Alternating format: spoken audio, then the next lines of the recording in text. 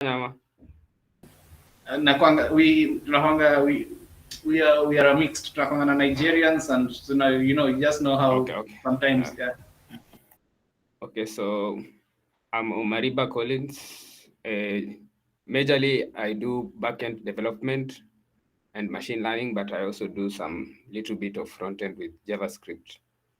And so today I will be demonstrating how to implement API throttling in the Django REST framework. So a little introduction on API throttling, also called rate limiting. So when a client makes request to your API, if the client maybe has some motives to, let's say, if they make more requests to the server, they may make the server to go down or something of the sort. So you may have to limit the number of requests they make to your endpoints. That's the general explanation on API throttling. It's a form of securing your API. So let's get right into it, into the code. I'll be using the SpeciaTech repo, but the implementation is the same. You just need to have a Django project with a few views and URL paths. Let me share my screen.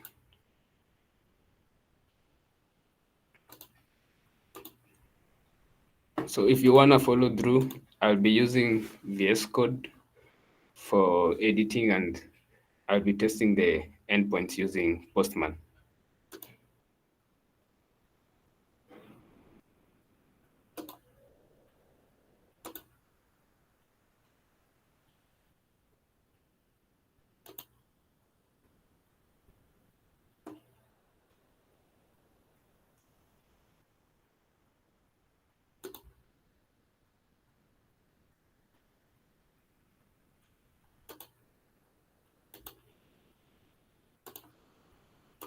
So if you want to implement API throttling in the Django REST framework, there is no library that you need to import. The Django REST framework comes with classes that you just need to configure in order to implement throttling. So in the settings.py file, you need to add these two fields, default throttle classes and default throttle rates. You may ignore these two for now. These were customer implementations, but I will look at them later. These first two are the ones that DRF comes with them. They are custom with DRF. This one a little bit changing here and there. So user rate throttle, unknown rate throttle basically means this is for the authenticated user and this is for the anonymous users. And then under default throttle rates, you put the number of requests, the maximum number of requests that can be made for the user and for the anonymous client. These other two are also, you can ignore them for now. There were implementations for this specific project, but if you have a new project, these two and these two are the default implementations. So after doing that, you can go to your specific view. So in this case, let me go under blog. You import first from the REST framework.throttling. You import user rate throttle. You can also import unknown rate throttle, but in this case, I didn't implement it. So the code here just imports the user rate throttle. And then for class-based views, you can use the throttle classes attribute. And then inside it, you add the user rate throttle. You can ignore this part for now, but it's just like a customer implementation. So this first part is enough. And once you have added this, the view, when accessed through its endpoint for an authenticated user, the limits will be as specified here. So for an authenticated user, there'll be 7 requests per day. For an unauthenticated user, there'll be none. Anyway, for the view, in this case, I have not added the unknown rate throttle, but this blog rate throttle is for the unauthenticated users. Only that I've not got to that part yet on the implementation. So let me get to it. If you want to add specific implementations to your views, since the custom user rate throttle and a non-rate throttle are not always enough for a big project, you can use a throttles.py file inside your app, and then you import the specific DRF throttle class. So in this case, I imported the unknown rate throttle since I wanted to implement throttling of anonymous users in a custom way. So in this case, I did throttling differently for when you're accessing the blog app, and it's also different for the accounts. So under the accounts folder, I have a throttles.py file, and I've done the custom implementation of the same. So let me go back to this. It's just a simple, you add this variable scope blog, and then you inherit this DRF class. Then you name your throttling class the way you want. So in this case, I named it blog rate throttle. And for the accounts, I named it accounts rate throttle, and the scope is accounts. So go back to the settings file. Now, this is the part where I told you to ignore earlier. So since you already implemented your custom throttling classes, you have to add them here as I did. So this is blog.throttles.blog rate throttle. So the file is blog.throttles.py blog rate throttle, and the same thing for accounts. Then the scope, this scope was blog for the blog rate throttle, and scope was accounts for accounts rate throttle. So this is what you use to specify what maximum number of requests you want made to the specific views that you will pass these throttle classes. So if I go into the blog views, this second part I told you to ignore. Now I added the blog rate throttle after importing it from the throttles.py file. And when you specify them, the one that comes first is the one that will sort of be the default throttle. But if a user is not authenticated, that means definitely this won't work on them. That's when the blog rate throttle will apply. And here you had specified for an anonymous user accessing the blog, they can be limited to a maximum of 5 per day. For the authenticated user, it will be 7. So if a user is authenticated, automatically they'll be allowed to make 7 requests. For the unauthenticated, it's 5. This is a simple custom implementation, but you can do more custom implementations. You can do for specific views. You basically add your all custom classes here. But the throttling shouldn't be very complicated, since if you add a lot of rate limiting to your views, there'll be some confusion. So let's say like 4 classes, and there are specific implementations here, and then you import them to your class-based views for this case, under throttle classes, I placed user rate throttle, accounts rate throttle, and I had imported the accounts rate throttle from the throttle.py file. The implementation can also be done, the custom implementation can also be done for specific methods. So this here is not part of the Speciatech code. It's just something I pasted here so that I can be able to explain the concept. So let's say you have a view that you want to limit the post requests.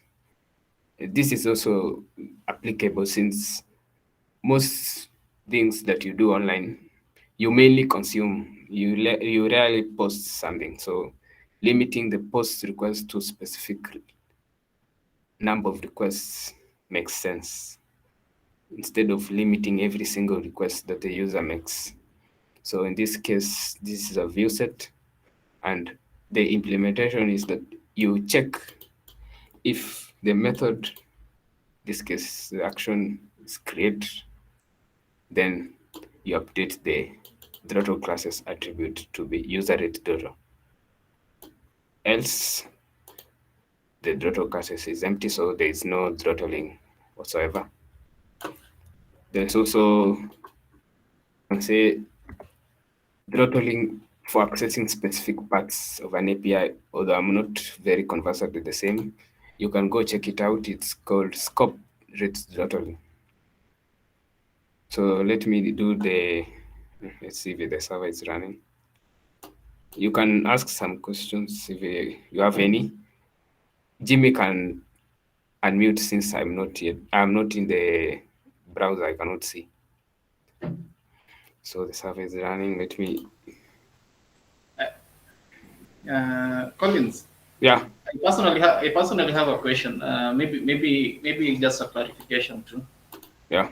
On your views on your implementation, you see you are importing user rate throttle on the views. Yes. Then Yes. on the custom throttling classes, it's usually one API. I saw you are anonymous. They are anonymous. Yeah. Yeah. So how do the two work? Because we are not using anonymous users. How do you explain importing that? So for the user rate throttle, so let me explain it with regards to the project. For those who don't understand Speciatech, this is a blog, it's a CMS. So if the user is authenticated, I thought it wise to have a specific number of limits for them. But if it's not, I thought that most unauthenticated users will be accessing the blog more times. Like the articles may not be read by just the authenticated users. It will be specific to, not specific, it will be open to anyone out there. That's why I did the custom implementation. So you can use user rate throttle as a custom implementation, only that in this case I used anonymous rate throttle. Did you get that is well put. Then there's a question here. Helen is asking, is scope like the app name? No. A scoop rate throttle is just another implementation of throttling that's different from this. It's not very common. I've not used it much, but I thought it wise to say. So you basically do this. You implement it the same way I've implemented this. Something like this. And then you add scoop. No. The idea is after you have done this, you can do the specific implementations of the same in your view. The explanation bit, I'm not very conversant with it, so you can excuse me, but I thought it wise to mention that there is something like this so that when you check out throttling, when you meet it, you can check it out further. But the most used form of throttling is just direct. You throttle the anonymous users and the authenticated users. And then if you have custom implementation, you just use a throttles.py file, and then you inherit from any of the two. You can inherit from the user throttle, as I said earlier, and implement a specific throttling class, but you have to add it here as I added this. And then for the default throttle rates under scope, you had specified blog in this case as an example. So you add it so that you can have a specific number of requests for that specific implementation of the throttling limit. The idea is if you want to throttle a specific view to say, let's say 100 requests per hour, maybe another view is used many times. So you cannot just put this throttling class for the same two views, for both two views. So the other view, maybe you put a throttle limit of say 200 per minute or something, or per hour. But per minute, sometimes for this large, say, projects, if there is a large user base, you don't know. So you always put a very large number, but not very large to allow abuse of your API.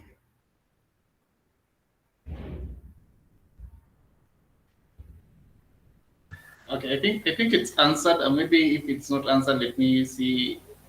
Helen, you can raise your hand if it's not clearly put. It's iko sawa. So I think tunaweza proceed. I'll be checking for the questions. Okay, thanks. So let me check if everything's well. Let me run the server again. Okay, it's fine. So I wanted to show how the specific throttling limits are implemented. So in this case, I have 4 requests here. One to the accounts app, the register endpoint. Then one is to the blog, one's to the accounts app, user endpoint, accounts app token endpoint. So the specific endpoints for this from the original, the project level URLs file. If you hit the blog endpoint, you access story list view. Under it, I've added this throttle class variable attribute and specified the specific throttle classes. The same for the accounts. There's users, register, and token. Token was from, say, this API token. It had been imported from the accounts views. So everything that I'd implemented was basically adding these classes to each single view so that they can be throttled depending on, let's say, user is authenticated, you use the users 7 per day. If it's an unauthenticated user, where did this go? For this, it's accounts rate throttle, so you limit the request to 2 per day, and for the blog, it's 5 per day. So the idea is that the user will be accessing the blog more than they're accessing the accounts. So the account may be registering, signing everything, but the implementation can change. So in this case, I want to send a post request. I do not have a body, but the number of requests will be the same, even if I do not send anything.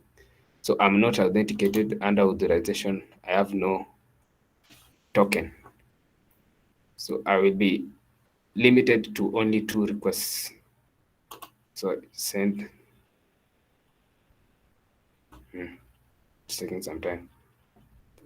Oh, it's fine. So this is the first. I had already done some testing. That's why you saw that earlier message. Then second one, third one, there is a 429 error stating that too many requests has been sent. The user sent blah blah, no, the gibberish. So if I add the token, I'll be allowed to send more according to the value I had put for a user, for the authenticated user, which is 7. So 1, 2, 3, 4, 5, 6, 7. For the 8th, there's a 429 error. So that's the idea. For the blog, it's 5, I think. Yeah. As you can see, I had stated 5 per day. And the endpoint I am accessing is /blog, which is connected to the story list view. Any question? You can ask questions, and then Jimmy will forward them to me since I cannot see the chat.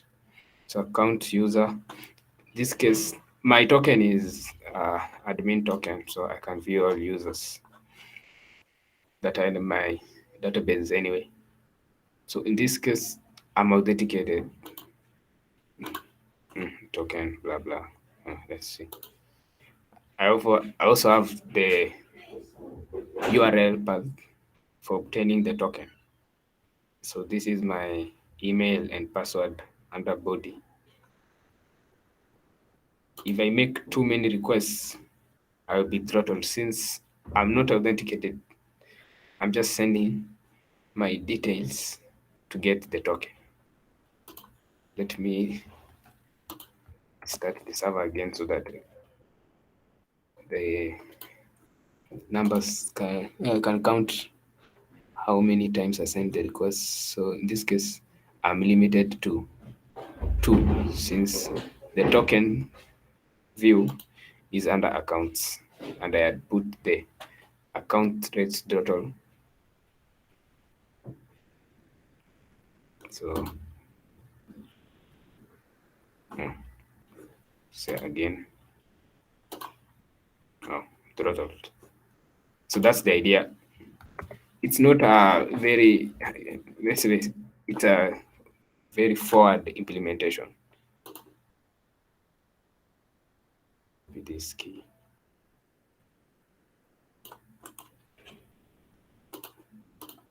Use it here.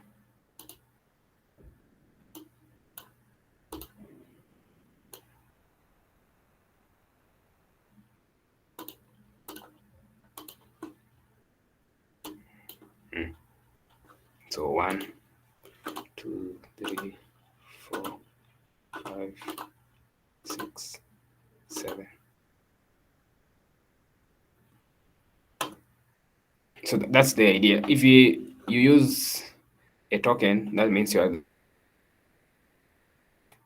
requests increases to 7. If you are not authenticated, then that depends on which endpoint are you accessing. Is it under the blog? Then the number of requests is limited to 5. If it's under accounts, it's limited to 2. These numbers can be per minute, per hour, per second, and yeah. So you can discuss on which number you want for the specific SpatiaTech project. Since when I implemented it, I added some big numbers. Right now, the numbers are small. Be able to physically send requests until they reach where they are throttled. So any questions are welcome. It's not a long session. Oh, let me go away from the mirror. So is there any question? No, currently there are no questions yet, but I'll maybe we'll initiate some conversation here. So Yeah. I I know people might have some questions to ask. Maybe you are free to raise up your hands or just type it in the chat. I'm actually watching the chat. Yeah, the questions are the one that will inform what I say, since the concept and the code for implementing it is quite very less. So a question will be very important in this case.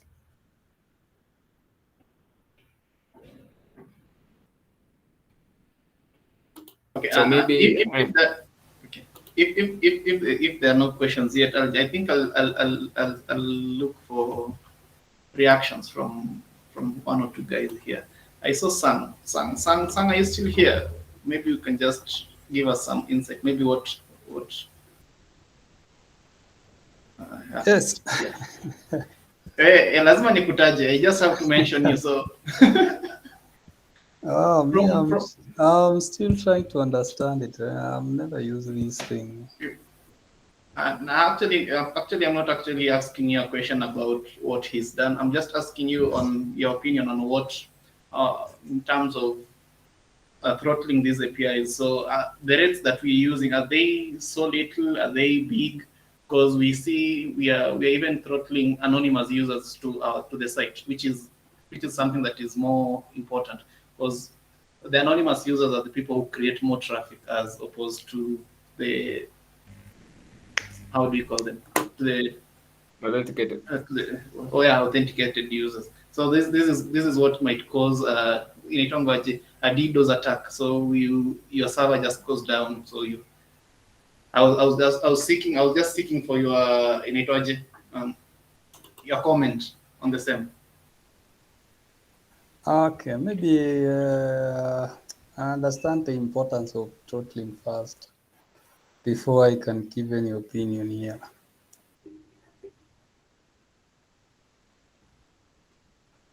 Okay. Okay. The idea is, if somebody accesses your API, let's say 1,000 times per minute, that will, if you are using a limited bandwidth, they will exhaust your bandwidth. That's an example. So you have to sort of implement a way that you can limit a single person may note that maybe a lot will, if there is a group of people making too much requests to your API endpoint, your server is likely to go down. So you need to implement something to prevent abuse of your API endpoints. And so that's where the idea of API throttling comes in. You want to make sure that for a normal user, their way of going, they are not their way, but when they are using your API, they sort of do not notice it. So the throttle limits I've set here are a bit low, as I said. The average number is sometimes around 200 per minute or something. So there's no one person sitting somewhere making 200 requests to an endpoint. That means you are targeting those people who want to abuse your API. The idea can be for anything. Let's say you have an app that you have set up and you are paying for a specific amount of resources. If somebody makes too much requests and there are other users who also want to make requests to the same app, that means in a way the other person will be is a bad party anyway, not a normal user, will be preventing the other users from accessing the server, or the responses may be slow. So if you limit the requests from every single user or from a client who's not authenticated, you are able to distribute evenly the amount of requests that everybody can make, and so everybody has a good experience while using your app with no bad party destroying the experience. So the idea, not now the implementation part, but how it works under the hood. If you are not authenticated, the Django REST framework implementation, now the classes that we're importing and just using them, they check your IP address, and after checking your IP address, they generate a unique key. So this unique key is the one that you are throttled using it. So every time you make a request, obviously you are using one IP address. So after making a specific number of requests, the unique key that was generated identifies you, and then the requests are throttled. But if you are authenticated, there's no need for using an IP address. You just use your user ID. Then a unique key is generated from your user ID. You can also implement throttling for function-based views, actually. You just use a decorator at symbol throttle classes. And then inside it, you add either user rate throttle or a non-rate throttle, as we were using specific attributes for the class. In this case, for a function-based view, you use a decorator. I forgot to mention that, but I think for those who like using function-based views, can implement it using a decorator. Actually, there's a question touching on that. It's from Kiash. Kiash is asking if you can do the same using a function-based views. So he wanted to see how he, yeah. Okay. Hello. Wow. I can get you. I get you. Okay. Okay. Says G. But you get what he's trying to ask. He just wanted to see how a function-based view. Let's say, let me try a simple view that. Let's add one here. So it test or something.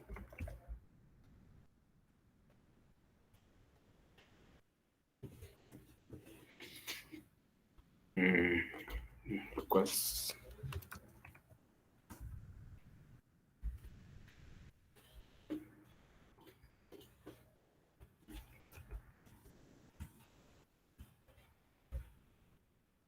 Return something. I don't know. HTTP request. Let me just not implement it full blown. So you go and import from REST framework decorators.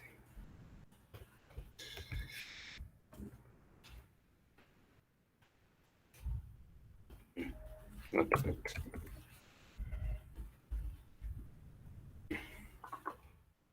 And remember the specific import. Yes, throttle classes.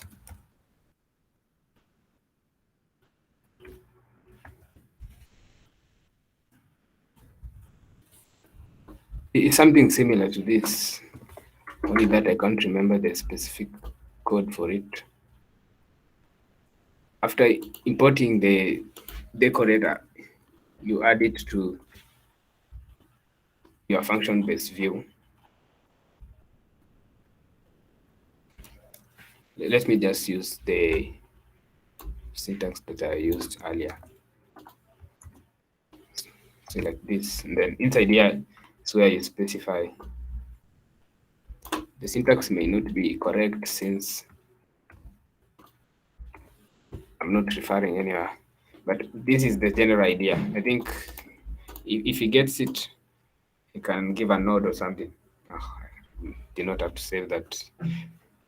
So after you have added this decorator, every single request that is made towards, not towards, to access this view is throttled depending on the rate that you specified for users. So you can add even the second one for anonymous users. So if you want to use this, you can use account rate throttle. If you want to use anonymous, you can use a non-rate throttle, just like that. You don't want to use a specific custom implementation. This is the general idea anyway. If you want to code out, check the syntax.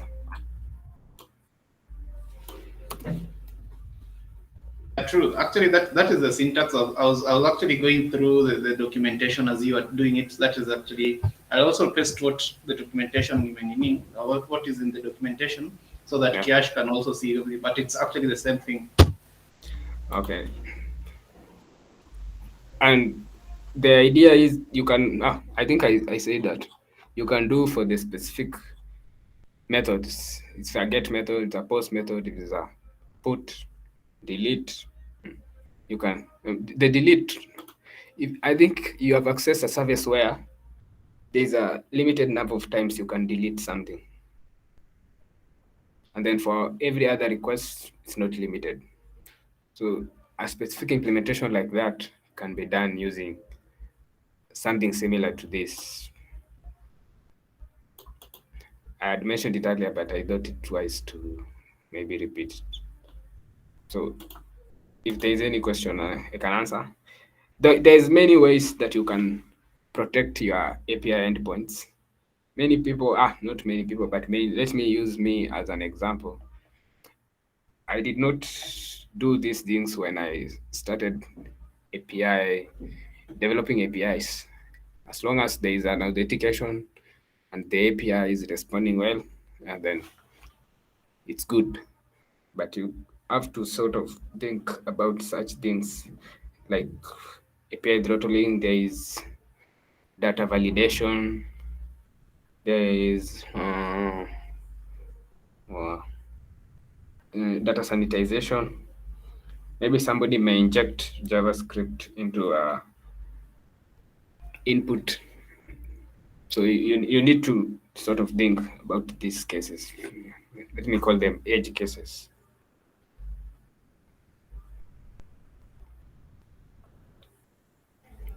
Any comment, anything? The idea is very direct. If you just do everything, the throttling works.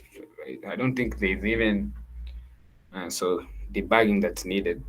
There's some ideas that there's some concept that when you implement, then you see there's an error here and there. In this case, it's quite straightforward. Yeah. Thank you, Collins. Maybe now we get feedback from.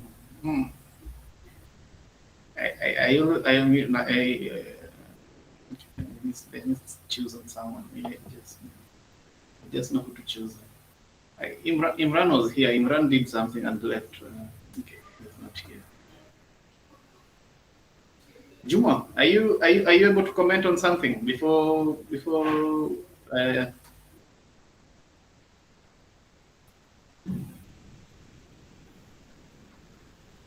Juma isn't around. Helen, okay, lady. Helen Mombo, how are you? Hi, I'm still here, but in a comment. Oh, okay. Yeah. Huyo Imran, huyo ni mtu wa Arsenal labda huyo. Nime join by a call cause internet inanisumbua kiasi. Oh, fit. Yeah, it's alright, Imran. Okay. Helen can't talk, so Helen was just typing, so it's fine. But I hope you got your question was handled fine, Helen, to that extent. What was the question? I knew that I answered the question, but I don't know for which specific person asked the question. Helen was asking about the scope. The scope. Oh, okay. Scope rates the throttle. Oh, okay. Yeah. Actually, she amended her question and said, you remember where you put the scope? Where is it? Not this file. It was. Yeah. I can't actually see it fine. Okay, there's where you put the scope. Then you are calling the application that you're working on. So that's what.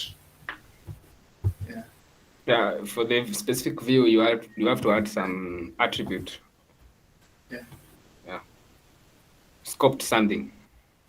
The syntax is not in my head. Actually, you actually explained it. SysG. Okay. Just scroll through the applications here. They open. Not settings. Not that one. Yeah, this one. You see down there, scope, no? Oh, You just... this was the question. Yeah. Okay. Yeah, that was the question. I confused it with the scoped rate throttle. They are two different things. Since I just mentioning, I didn't explain anything on scoped rate throttling. So that was just a mention. For this, scope is basically how you want to use you use the scope attribute and then provide this value like blog, and this is the one that you'll be using to specify the rate. You see blog 5 per day, then here scope had the value blog, and it's the same for the accounts.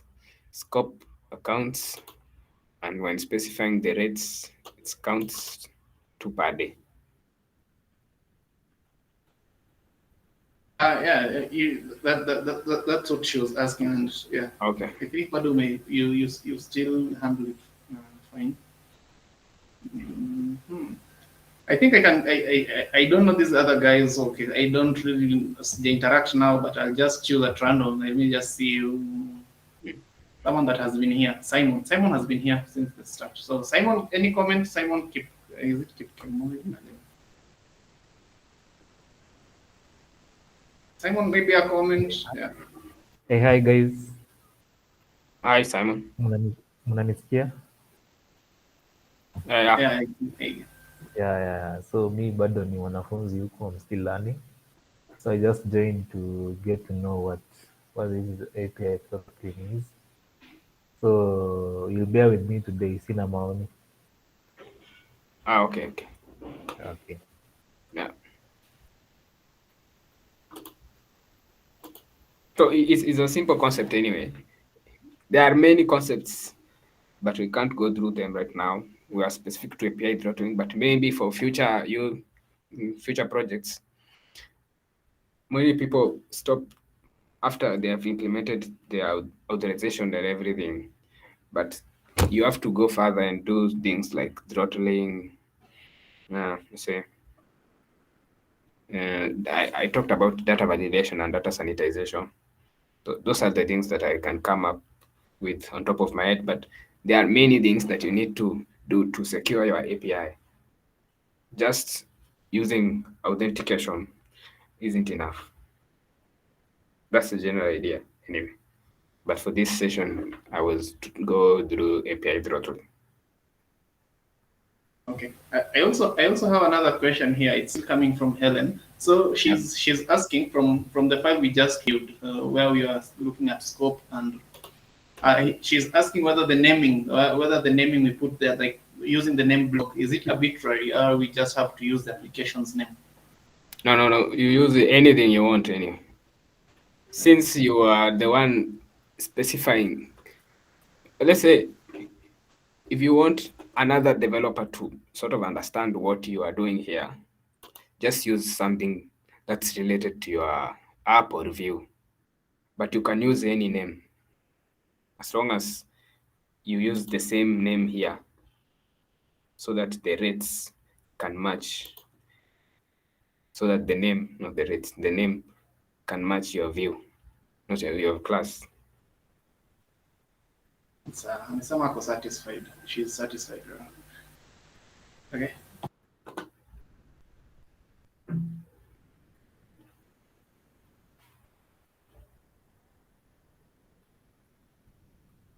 Okay. Sorry.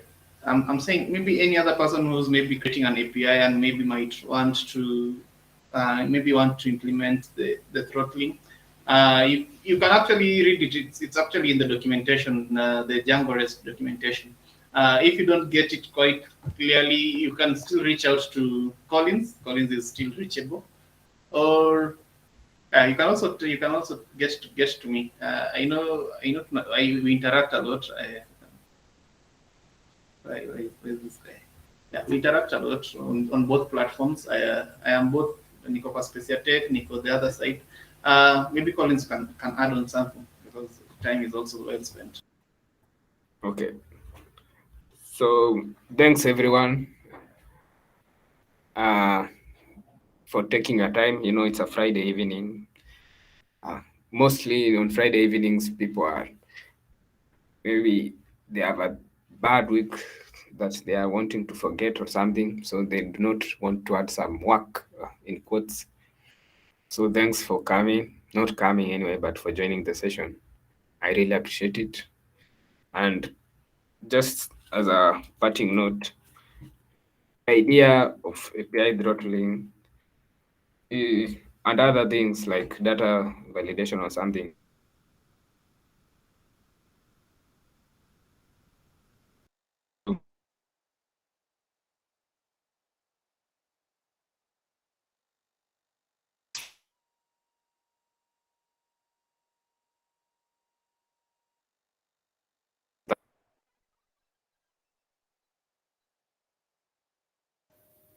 Hi, Colin. Is it on my end or your end? Your audio is somehow not audible.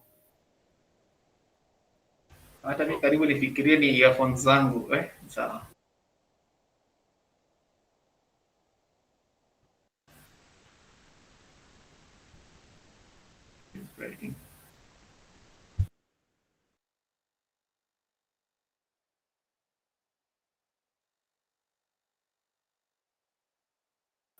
Collins, sorry the Safaricom sorry guys for wamefanya ile kitu. Okay. Yeah. Juma for proceed. that. Juma. Yeah. For the new members, thank you for joining. This is Space Tech team.